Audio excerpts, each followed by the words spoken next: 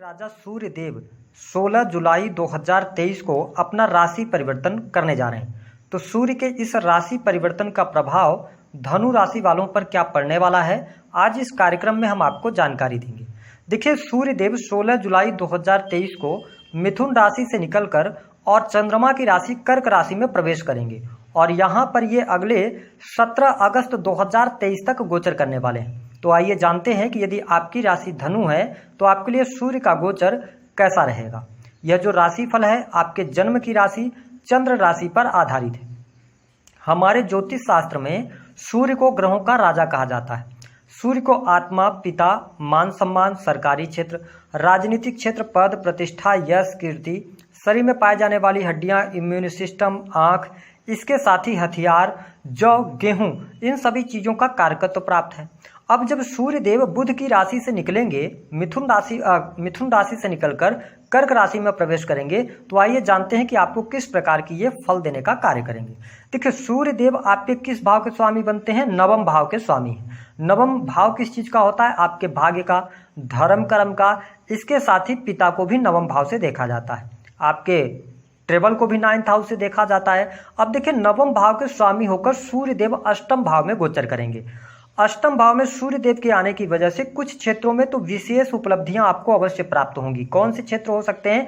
देखिए, यदि आप विद्यार्थी हैं, आप किसी ऐसे क्षेत्र की पढ़ाई कर रहे हैं जो कि विज्ञान से जुड़ी हुई है या रिसर्च से जुड़ी हुई है, शोध कार्यों से यदि आप जुड़े हुए हैं, तो यह समय अवधि आपके लिए बहुत ही बेहतरीन साबित होने जा रही है। यहाँ 1 महीने में आपको कोई बड़ी उपलब्धि इस क्षेत्र में अवश्य प्राप्त हो सकती है। इसके साथ ही जो धनु राशि वाले जातक अथवा जातिका अकल्ट, एस्ट्रोलॉजी से जुड़ा हुआ या कोई भी किसी भी प्रकार से पत्रकारिता वगैरह से अगर आप जुड़े हैं, ऐसे किसी फील्ड से, आप इस चीज़ को समझें कि ऐसा कोई फील्ड जिसमें आप रिसर्च करके और चीज़ों को लेकर बाहर आते हैं, यानी सामने लोगों को समझाते हैं, बताते हैं, तो यह समय आपके लिए अच्छा रहेगा। डाटा एनालिसिस के लिए समय बहुत अच्छा रहेगा।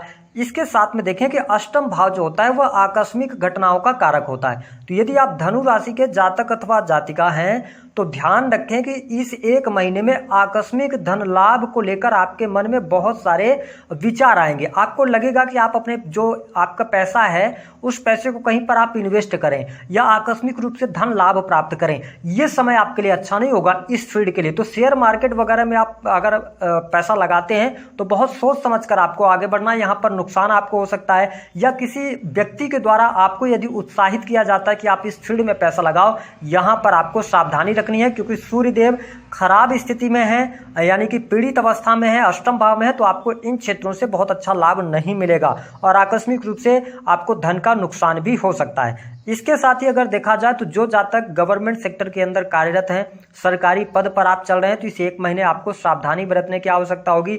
आपके पीठ पीछे कोई न कोई षड्यंत्र हो सकता है, तो आपको षड्यंत्रों से बचना है और अपने काम से काम यदि रखते हैं तो ये महीना आपके लिए अच्छा रहेगा।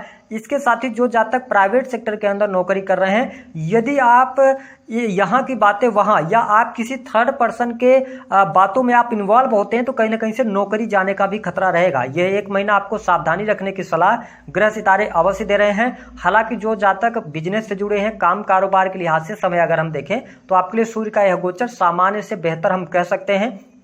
काम कारोबार में आपको लाभ अवश्य प्राप्त होगा।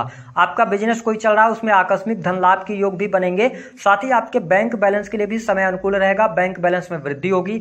साथ ही आपके डेली इनकम में भी वृद्धि अवश्य होने जा रही है। हाँ, क्या बिजनेस में आपको इन्वेस्टमेंट इस 1 महीने में करना चाहिए? समय आपके लिए अनुकूल नहीं है।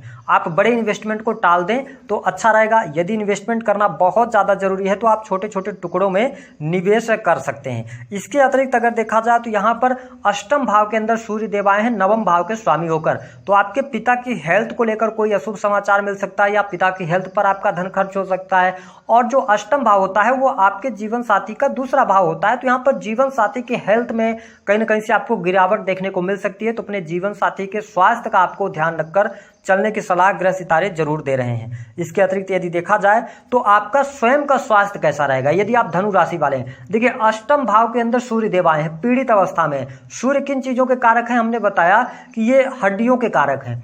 ठीक है, इम्यून सिस्टम के कारक हैं। साथ ही इन्हें वायरल फीवर का भी कारक कहा जाता है। तो आपको पेट दर्द की समस्या, माइग्रेन की समस्या या आपको बुखार, वायरल फीवर, सर्दी जुकाम, इन चीज़ों को कहीं ना कहीं से आपके स्वास्थ्य में ये चीज़ें आने वाली हैं। तो अपने स्वास्थ्य को लेकर आपको सावधानी बहुत ज़्यादा बरतनी है जो धनु राशि वाले जातक अथवा जातिका हैं। हालांकि यदि हम पारिवारिक जीवन की बात करें तो पारिवारिक माहौल आपके लिए अच्छा बना रहेगा, कोई दिक्कत यहाँ पर दिखाई नहीं दे रही है। इसके साथ ही संतान संबंधित कोई परेशानी चल रही थी, उन परेशानियों से आप बाहर निकलेंगे। संतान की पढ़ाई लिखाई, एजुकेशन अच्छी रहेगी। जो जातक प्रेम संबंधों में है उनके लिए प्रेम के मामले में भी अनुकूलता देखने को मिलेगी। यदि आप प्रेम विवाह से जुड़ा कोई निर्णय लेना चाहते हैं तो बिल्कुल आप ले सकते हैं, कोई यहाँ पर नेगेटिव स्थिति दिखाई नहीं देगी। इसके साथ ही अगर देखा जाए तो इस महीने आपका कोई बहुत बड़ा रुका हुआ कार्य अवश्य बन जाएगा। यदि आप धनु राशि वाले हैं, किसी कार्य को लेकर बहुत ज़्यादा परेशानी आपकी चल रही थी, उन कार्यों के होने की संभावनाएं अवश्य दिखाई देती हैं। बड़े भाई बहनों से आपको बहुत अच्छा लाभ प्राप्त होगा। हाँ, यदि आप किसी भी प्रकार से कोई आपको यात्रा करनी पड़ती है तो यात्रा आप सोच समझ कर करें। हालांकि 8th हाउस के अंदर सूर्य देव आए हैं नवम भाव के स्वामी होकर। ऐसी स्थिति में विदेश यात्रा अगर आपकी इच्छा है या विदेश यात्रा से संबंधित कोई परेशानी अड़चन चल रही थी, वो अड़चनें अवश्य यहाँ पर दूर होने वाली हैं। वाणी में आपके कॉन्फिडेंस लेवल अच्छा दिखेगा।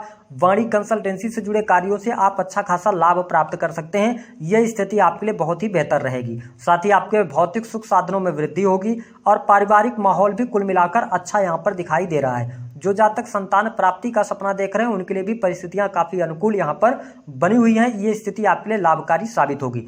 इस एक महीने के अंदर आपको कर्ज नहीं लेना है, इस बात का अवश्य आप ध्यान रखकर चलें, क्योंकि अगर आप कर्ज भी लेकर कहीं पर पैसे लगाते हैं तो वो पैसे आपके नुकसान हो जाएंगे, कहीं ना कहीं से आपको निगेटिविटी देखने को मिलेगी। तो देखिए धनु राशि वालों, अष्टम भाव में सूर्य का गोचर बहुत अच्छा नहीं माना जाता है, इसलिए इस एक महीने में आपको ध्यानपूर्वक चलना चाहिए। कोई आप डिसीजन ले रहे हैं, चाहे पर्सनल लाइफ से जुड़ा, चाहे आपका प्रोफेशनल लाइफ से जुड़ा, सोच समझ कर करें। जो जातक अपने नौकरी में स्विच करना चाहते हैं, वो चाहते हैं कि नौकरी को हम छोड़कर दूसरी नौकरी का प्रयास करें, तो ध्यान रखें यह समय अवधि बहुत अच्छी नहीं रहेगी।